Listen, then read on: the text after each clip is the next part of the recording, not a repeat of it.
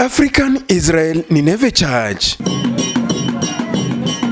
one of the long-serving indigenous churches in the country, having been established back in 1932. It is believed to be the only indigenous church which was given an opportunity to lead in prayer session after Kenya attained her independence. The founder of this nation and his colleagues therefore decided that it would be preferred that the prayer be offered by a church that is indigenous, because Kenya was becoming an independent nation. We have many churches in Kenya, they are not bad. There was ACK, there was AIC, there were SDA, there were all these churches, but most of them originated from overseas. So for an indigenous Kenya, we needed an indigenous church. So they picked on African Israel Nineveh Church.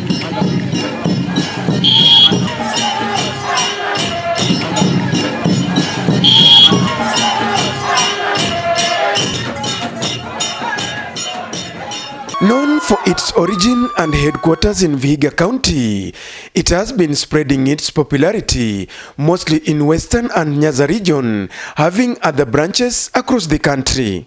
The founder of this church, actually, if you go to the roots, he was originally a member of a Luo community in Siaya, but he came to live in Loyaland. So as a result of assimilation, he was more of a lawyer than a Luo. So of course when the church started, it started in the Loyaland. And a lot of our doctrines and our way of doing things, our way of drumming, our way of dancing, our way of doing things was much more borrowed a lot from the lawyer culture. That one you would accept. But I think we found ourselves fitting into that very well as the Luos that joined this church. A tour to Bungoma County revealed to us how the faithful conduct their services. Food for the faithful is common here before the main service begins. When we meet, of course, then people are tired. They have traveled a lot. That is our practice.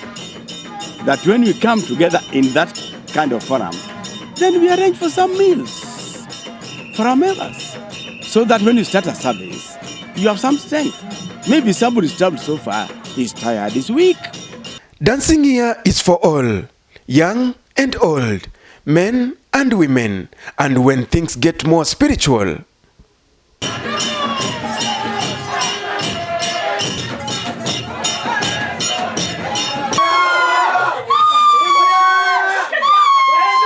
As an indigenous church, it has been revealed that youth shun away from it, as those who stick around face criticism from the fellow youth.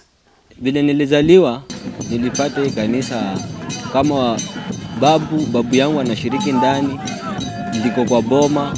Sasa wakasema tu twende wote hapo. Kawaida ya kama kanisa iko kwa boma, huwezi acha kanisa bomani na unaenda kushiriki kwingine. Sasa tumelelewa ni kanisa yenye nimezoea naye sana vile nilikuwa mdogo hadi sasa. Vijana wengi huko nje wanasemaga sisi ni wendazimu na vaa kanzu, ati tunarukarukanga tu. Ndio wanasemanga, lakini mimi wanacheka tu juu hawajui vile mimi niko very interested with that church. So my suggestion, if we can bring those things to the church, atuende tuangalie hao watu wanafanya nini, mbona hao watu wametunyang'anya watu wengi, ama wametunyang'anya vijana wengi.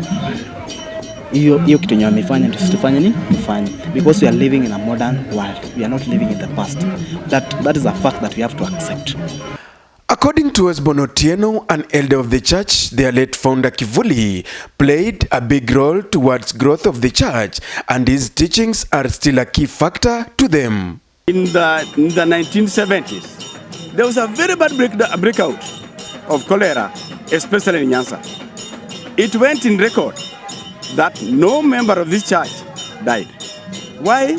Because of what the founder the founder preached on hygiene, on health, what health constitutes. Waisraeli tunapenda kwa sababu ni mambo ya mwanzilishi hatutembelei nguo za maua. Imani yetu tunatembelea nguo za kala moja, na tuna imani na hiyo mambo ya mwanzilishi. He says church leadership wrangles has been one of the major setbacks in the growth of many churches as leaders take the battles in the corridors of justice, a sentiment that the current priest Josephat Busisa alluded, saying he is in that position after being endorsed by the elders. We have been to church in and out, up to the High Court. Every judge after the other has maintained one thing, that we are only factions. There's no splinter group.